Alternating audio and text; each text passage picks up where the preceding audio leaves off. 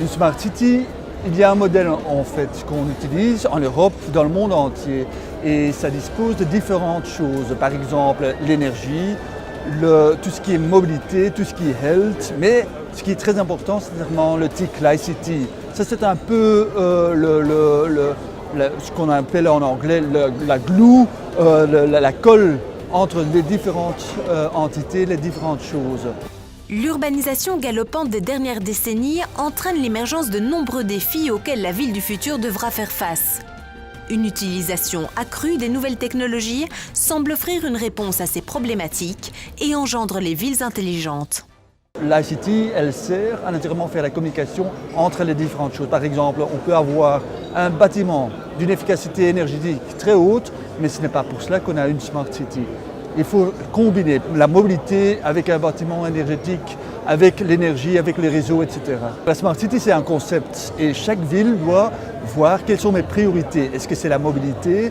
Est-ce que c'est plutôt les gens qui deviennent de plus en plus âgés et on doit agir quelque chose et faire à cela? Est-ce que ce sont les bâtiments? Est-ce que c'est énergie renouvelable, efficacité énergétique?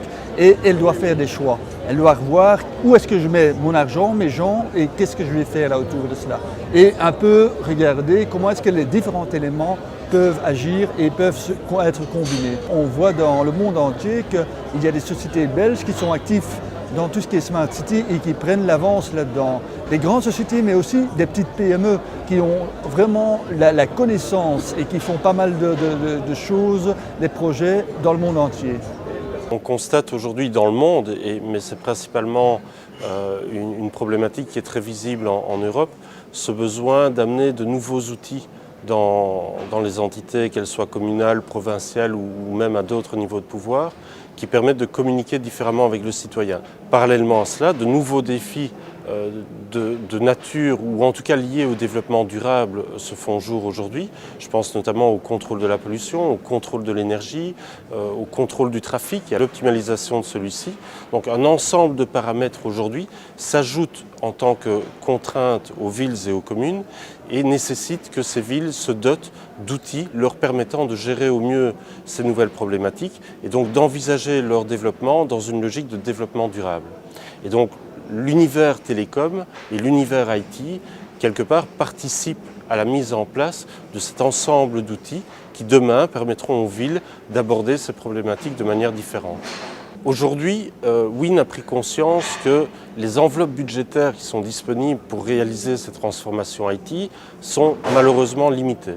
Et donc notre vocation, c'est de mettre à disposition des villes et communes des plateformes intelligentes sur lesquelles, en collaboration avec d'autres partenaires, et je pense notamment à des startups locales, je pense à des partenaires qui sont des partenaires wallons, qui amènent des produits innovants, nous pouvons développer des solutions totalement intégrées qui permettent aux villes et aux communes d'aborder ces nouveaux chantiers de gestion dynamique de manière intelligente et surtout d'apporter des outils qui les aident à la décision, qui aident à la communication avec le citoyen et donc qui optimisent les services rendus par la ville à ses concitoyens. C'est un défi qui est mondial, pratiquement toutes les villes y sont confrontées. Si on prend une ville comme Los Angeles ou Sao Paulo, les problématiques sont plus importantes, mais fondamentalement elles ne sont pas différentes. Aujourd'hui, nous avons la possibilité, pour les villes wallonnes évidemment, de le faire avec des acteurs locaux, ce qui nous permet d'avoir des coûts de développement et des coûts d'infrastructure qui sont inférieurs à des solutions qui sont sizées par exemple pour des villes comme New York ou Los Angeles. La volonté initiale au départ du Wi-Fi urbain, c'est de permettre à tout un chacun, en ce compris le touriste qui n'a pas évidemment un abonnement local, d'avoir accès à l'Internet, non pas via un opérateur mobile avec les coûts que l'on connaît et la qualité de surf qui est inférieure, mais au travers d'une antenne Wi-Fi qui permet d'avoir un service de qualité avec une large bande passante et donc une expérience de surf qui est nettement agrémentée. Le modèle que nous proposons à nos clients, c'est de permettre un Wi-Fi gratuit. Alors vous allez me dire, il faut bien que quelqu'un paye, effectivement, mais les plateformes dont nous disposons aujourd'hui permettent à nos clients d'aller chercher des annonceurs.